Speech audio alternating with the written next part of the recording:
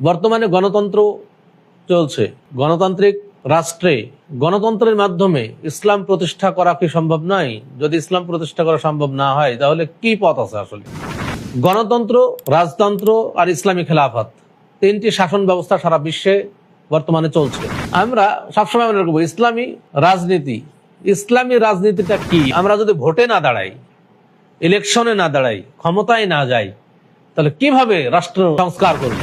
আপনি মনে করছেন গণতান্ত্রিক পদ্ধতিতে, গণতন্ত্রকে এই কুফুরি মতবাদকে আপনি মেনে নিয়ে আপনি ক্ষমতা দখল করবেন, আর ক্ষমতা দখল করে আপনি জোর করে মানুষের উপর চাপিয়ে দিবেন আর সেটা মানুষ গ্রহণ করবে, বিষয়টি কিন্তু এত সহজ নয়। 5ই আগস্টের পরে একটা সুন্দর পরিবেশ বর্তমানে বিরাজ করছে ইসলামের জন্য।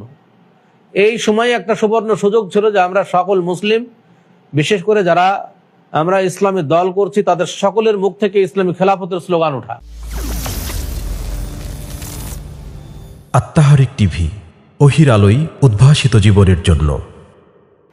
এক ভাই প্রশ্ন করেছেন যে বর্তমানে গণতন্ত্র চলছে, গণতান্ত্রিক রাষ্ট্রে গণতন্ত্রের মাধ্যমে ইসলাম প্রতিষ্ঠা করা কি সম্ভব নয়? যদি ইসলাম প্রতিষ্ঠা করা সম্ভব না হয় তাহলে কি পথ আছে আসলে?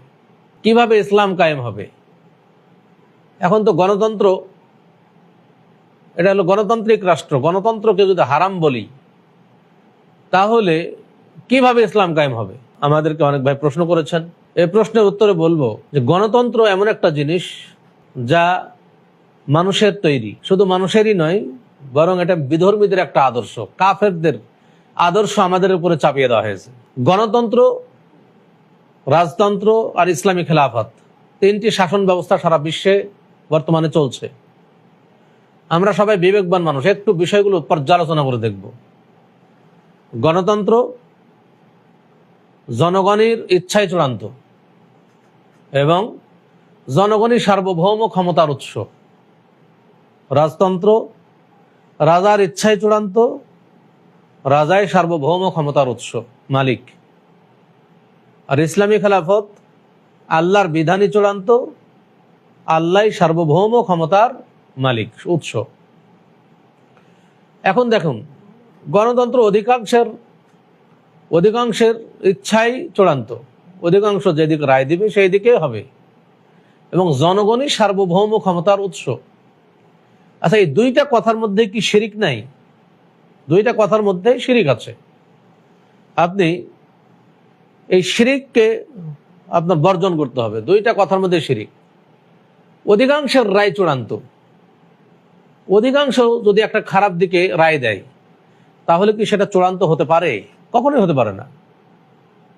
অধিকাংশই রায় দিচ্ছে একটা খারাপ কথা, কারণ মানুষ তো আস্তে আস্তে খারাপের দিকে বেশি। খারাপের সংখ্যা বেশি না ভালোর সংখ্যা বেশি, এটা প্রশ্ন করলে তো বলতে পারবেন। খারাপের সংখ্যা যদি বেশি হয় তাহলে অধিকাংশের মতটা খারাপ দিকে যাবে নাকি ভালোর দিকে যাবে? নিশ্চয়ই খারাপ দিকে যাবে। তাহলে অধিকাংশের রায় চূড়ান্ত, এই মতবাদ বিশ্বাস করলে, এই থিওরি বিশ্বাস করলে ইসলাম কি কখনো কায়েম হবে? আর এটা কি ইসলামিক কোন থিওরি হতে পারে? কখনোই নয়। তাহলে এটা একটা শিরিক।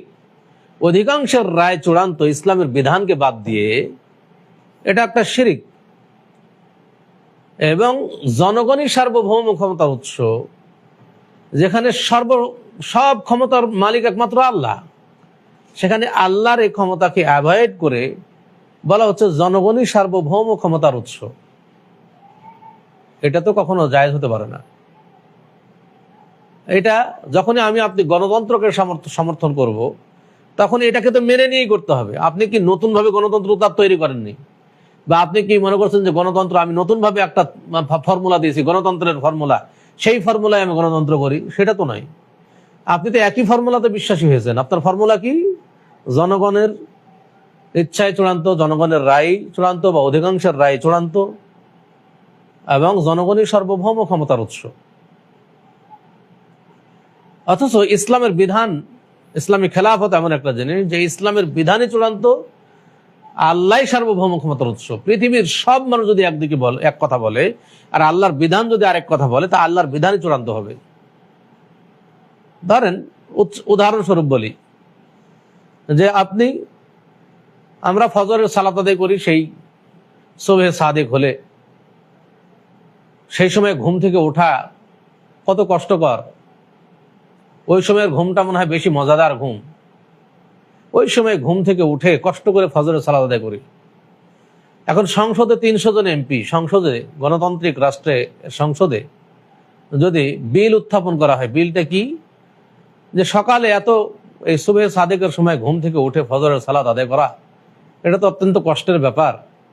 তাহলে সকাল 9টার দিকে বা 10টার দিকে ফজরের সালাতটা আদায় করা হোক। এর পক্ষে আর বিপক্ষে আপনি মত নিচ্ছেন সংসদে, যে সকাল 10টায় ফজরের সালাত হবে, এই মতের পক্ষে কে কে আছেন? তখন 300 জনের মধ্যে 250 জন তুলবে, হাত উঠাবে যে আমরা সকাল 10টার পক্ষে, আর বাকি 50 জন তুলবে যে না না, ইসলামের বিধান যেটা আছে সুবহে সাদিক তারই পক্ষে আমরা। এখন কোন দিকে রায় হবে? অর্থাৎ সকাল 10টার সময় ফজরের সালাত হোক, এটার পক্ষে স্পিকার রায় দিবে যে হ্যাঁ জয়যুক্ত হয়েছে, হ্যাঁ জয়যুক্ত হয়েছে।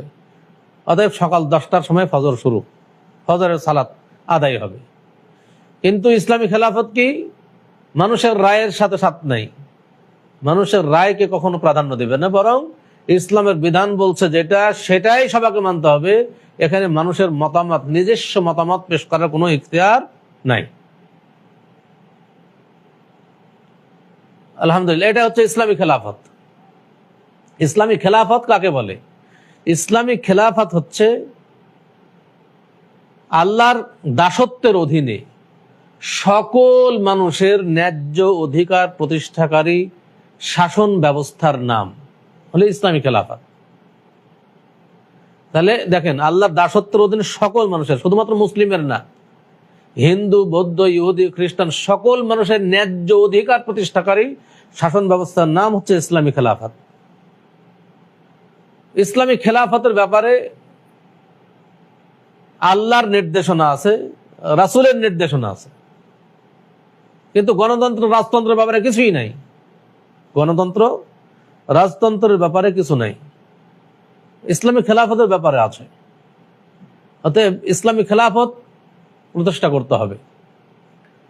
আমরা সবসময় মনে রাখবো ইসলামী রাজনীতি, ইসলামী রাজনীতিটা কি, এটা আসলে আমরা বুঝতে পারি না মনে হয়।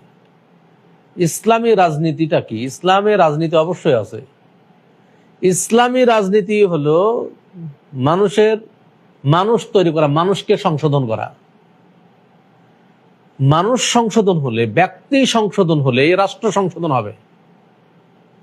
যতক্ষণ পর্যন্ত আপনি ব্যক্তিকে সংস্কার করতে না পারবেন, ততক্ষণ পর্যন্ত রাষ্ট্র কখনো সংস্কার হবে না। আজকে ধরেন আপনি গণতন্ত্র, আমরা বর্তমানে মনে করছি যে গণতন্ত্রের সংস্কার হলেই মনে হয় রাষ্ট্র সংস্কার হয়ে যাবে। আজকে যখন যত মানুষ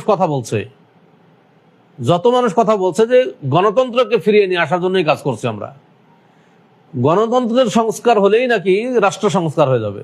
জি না, গণতন্ত্রের সংস্কার হলে কখনোই রাষ্ট্রের কোনো সংস্কার হবে না, বরং ব্যক্তি সংস্কার হতে হবে।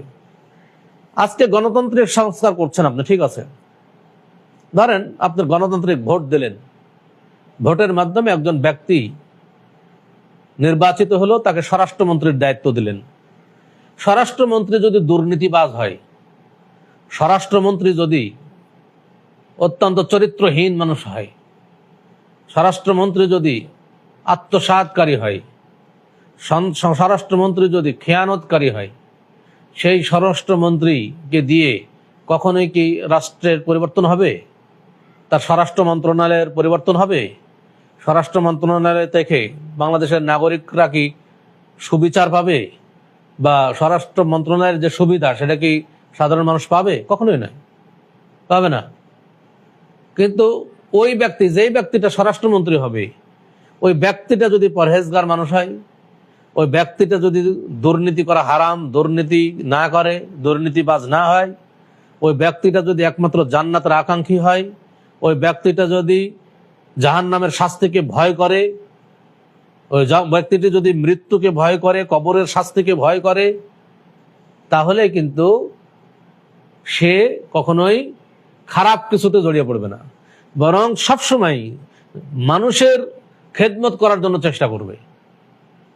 তাহলে রাষ্ট্র সংস্কার করার আগে ব্যক্তি সংস্কার করতে হবে। ব্যক্তি সংস্কার হলেই রাষ্ট্র সংস্কার হবে। সম্মানিত উপস্থিতি, আমরা এই জায়গায় ভুল করছি। ব্যক্তি সংস্কার করাই হচ্ছে রাষ্ট্র সংস্কারের কাজ করা। আমরা অনেকেই বলি যে আমরা যদি ভোটে না দাঁড়াই, ইলেকশনে না দাঁড়াই, ক্ষমতায় না যাই, তাহলে কিভাবে রাষ্ট্র সংস্কার করব? আগে ক্ষমতায় যেয়ে নি, তারপর রাষ্ট্র সংস্কার করব, তারপর ইসলামী খেলাফত কায়েম করে ফেলবো। আগে ক্ষমতাটা দখল করি। ক্ষমতায় না গেলে তো কিছুই হবে না। যারা এই বিশ্বাস নিয়ে রাজনীতির ময়দানে আছেন, তারা স্পষ্ট ভুলের মধ্যে আছেন। এখনো সময় আছে, ভুল থেকে ফিরে আসুন, ভুল থেকে ফিরে আসুন। আপনি মনে করছেন গণতান্ত্রিক পদ্ধতিতে, গণতন্ত্রের এই কুফুরি মতবাদকে আপনি মেনে নিয়ে আপনি ক্ষমতা দখল করবেন, আর ক্ষমতা দখল করে আপনি জোর করে মানুষের উপর চাপিয়ে দিবেন না, সেটা মানুষ গ্রহণ করবে। বিষয়টি কিন্তু এত সহজ নয়। বিষয়টি এত সহজ নয়। অবশ্যই আপনার জন্য সহজ বিষয় ছিল আপনি ব্যক্তি তৈরি করতেন, মানুষকে আস্তে আস্তে ইসলামী খেলাফতের সুবিধা বুঝাইতেন, ইসলামী খেলাফতের উপকারিতা, ইসলামী খেলাফতে যে ব্যবস্থা দিন কায়েমের, সেটা যদি মানুষকে বোঝাইতে সক্ষম হন, মানুষ যদি বুঝে, অধিকাংশ মানুষের মধ্যে যখন এই কাজ করবে, তখন মানুষ চাইলে একসময় খেলাফত হয়ে যাবে ইনশাআল্লাহ। কারণ গণতন্ত্র, রাজতন্ত্র এটা কোনোটাই ইসলাম সমর্থিত নয়। ইসলাম সমর্থিত হলো খেলাফত, যেটা আল্লাহ রাসূল সাল্লাল্লাহু আলাইহি ওয়াসাল্লাম বলছেন যে তাকুনুন নবুওয়াতু ফীকুম, তোমাদের মধ্যে প্রথমে এসেছিল নবুওয়াত। বলছে যে মাশা আল্লাহু আন তাকুন, অর্থাৎ আল্লাহ তাআলা যতদিন চান ততদিন এই খেলাফত থাকবে, এই নবুয়ত থাকবে। তারপরে আল্লাহ তাআলা নবুয়তকে উঠিয়ে নেবেন। সুম্মা তাকুনু খিলাফাতান, তারপরে আসবে আলা মিনহাজের নবুওয়া, বলা হচ্ছে আলা মিনহাজের নবুওয়া, অর্থাৎ তারপরে নবুয়তের পরে নবুয়তের তরিকায় খেলাফত আসবে। নবুয়তের তরিকায় বলা হচ্ছে, নবুয়তের তরিকা মানে সিলেকশন, ইলেকশন নয়। কোন নবী নিজেকে বলেন যে আমাকে নবী বানাও, আল্লাহ সিলেকশন করেছেন কাকে নবী বানাবেন। নবুয়তের তরিকায় খেলাফত হবে মানে সিলেকশন পদ্ধতি। কে খলিফা হবে? যারা গণিজন, মজলিসের শুরা, যারা দেশের গণ্যমান্য শিক্ষিত, যারা দেশ সম্পর্কে ভালো বুঝে, যারা ভালো মানুষ, আল্লাহ ভীরু, তাদেরকে নিয়ে একটা মজলিসের শুরা থাকবে। তারাই পরামর্শ দিয়ে কাকে খলিফা বানানো যায় সেটা করবে। এটা সিলেকশন। তো এই জন্য নবুয়তের তরিকায় খেলাফত আসবে। এরপরে আসবে সুম্মা তাকুনু মুলকান আদান, তারপর আসবে অত্যাচারী শাসকের আমল। অত্যাচারী শাসক আসবে, যে শাসক এসে নাগরিকের উপরে অত্যাচার করবে। আল্লাহ তাআলা যতদিন চান এটা রাখবেন, তারপরে যতদিন যখন চাইবেন উঠিয়ে নেবেন। সেটা উঠে গেছে। এরপরে 4 নম্বরে আসবে ওয়াসুম্মা তাকুনু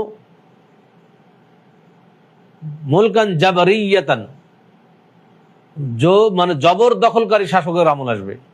যারা জবর দখল করবে, শাসন ব্যবস্থা, দেশের রাষ্ট্র জবর দখল করবে। বর্তমানে মনে হয় সেটা চলছে, দেখছেন, আমরা দেখতেই পাচ্ছি বর্তমানে সেই জামানায় চলছে, জবর দখল করা হচ্ছে। এর আগে যারা ছিলেন তারা জবর দখল করে ক্ষমতায় ছিলেন, এখন জবর দখলকারী শাসকের আমল। আল্লাহ তাআলা যতদিন চান ততদিন রাখবেন, তারপর এটাকে উঠিয়ে নেবেন। সুম্মা তাকুনু খিলাফাতান আলা মিনহাজের নবুওয়া, এরপরে আবারও আসবে নবুয়তের তরিকায় খেলাফত, নবুয়তের পদ্ধতিতে খেলাফত আসবে। সুম্মা সাকাতা, এই কথা বলে রাসূল সাল্লাল্লাহু আলাইহি ওয়াসাল্লাম চুপ হয়ে গেলেন। তাহলে এটা দ্বারা যেটা বোঝা যায় যে নবুয়তের তরিকায় খেলাফত আসবে। সেই খেলাফত যেহেতু আসবে, এটা আল্লাহর রাসূল বলেছেন, মানে এটা আল্লাহর ওহী, এটা কখনোই ভুল হওয়ার নয়। তা আমরা যদি মনে প্রাণে চাই যে ইসলাম কায়েম করব, দিন কায়েম করব, তাহলে কি আমাদের খেলাফত প্রতিষ্ঠা করাই দরকার নয়? আমাদের সবার কি খেলাফতের কথাটাই মুখ দিয়ে উচ্চারণ করা উচিত নয়?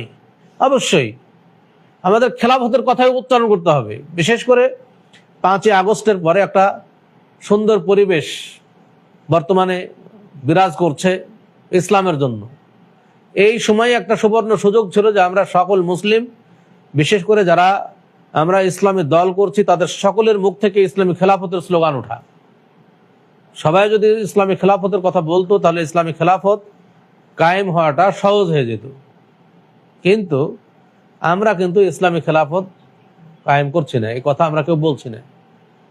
আমাদের উচিত ইসলামী খেলাফতের কথা বলা, তাহলে কিন্তু এটা হতো, কিন্তু কেউ বলছে না। বরং আমরা কিন্তু ক্ষমতা অর্জনের লড়াই, মানে ক্ষমতা অর্জনের রাজনীতিটাই করছি আসলে। তো এগুলা যতই যা বলি যে আমরা ইসলাম খেলাফত কায়েম করব ক্ষমতা দখল করে, এগুলো আসলে মুখের কথা। খেলাফত কায়েম মানে ক্ষমতা দখল করতে বলেনি, খেলাফত কায়েমের জন্য এটা আল্লাহ বলেছেন কিভাবে খেলাফত হবে। খেলাফতের জন্য কিভাবে খেলাফত হবে এটা আল্লাহ তো বলেই দিয়েছেন, আল্লাহ বলে দিয়েছেন, এটা তো আমাদের কোনো টেনশনের কারণ নাই।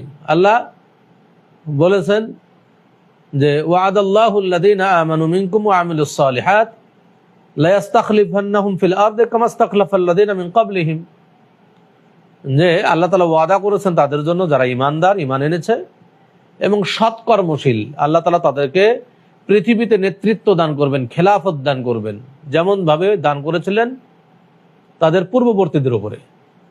পূর্ববর্তীদেরকে দান করেছিলেন।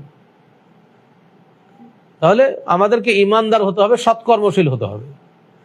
তারপরে আল্লাহ আবার বলছেন তাদের শর্ত হলো তাদের সালাত আদায় করা, হ্যাঁ, যাকাত আদায় করা। তো এগুলো যখন মানুষ করবে, সৎকর্ম করবে, ভালো আমল করবে, ঈমানদার হবে, প্রকৃত ঈমানদার, তখনই কিন্তু ইসলামী খেলাফত কায়েম হবে। অতএব আমাদের উচিত হবে মানুষকে ঈমানদার এবং সৎকর্মশীল হওয়ার জন্য দাওয়াত দেওয়া, দাওয়াতই কাজ করতে হবে। দাওয়াতি ময়দানে যখন বাধা আসবে তখন জিহাদ করতে হবে, জিহাদের জন্য প্রস্তুত থাকতে হবে, সবসময় জিহাদের জন্য প্রস্তুত। সম্মানিত উপস্থিতি, অতএব আমরা ইসলামী খেলাফতের জন্য গণতন্ত্রের মাধ্যমে রাষ্ট্র ক্ষমতায় যেতে হবে, এটা আসলেই আল্লাহ রাসূল সাল্লাল্লাহু আলাইহি ওয়াসাল্লামের কথা নয়, আল্লাহ রাসূল সাল্লাল্লাহু আলাইহি ওয়াসাল্লামের কথা নয়, আল্লাহর কথা নয়, আল্লাহ রাসূল সাল্লাল্লাহু আলাইহি ওয়াসাল্লামের কথা নয়। এটা মানুষকে বোঝানোর জন্য কিছু কৌশল অবলম্বন করছে মাত্র, নিজেদের সমর্থন মানে অর্জনের জন্য, জনসমর্থন হাসিলের জন্য একটা কৌশল অবলম্বন করা হচ্ছে, তাছাড়া অন্য কিছু নয়।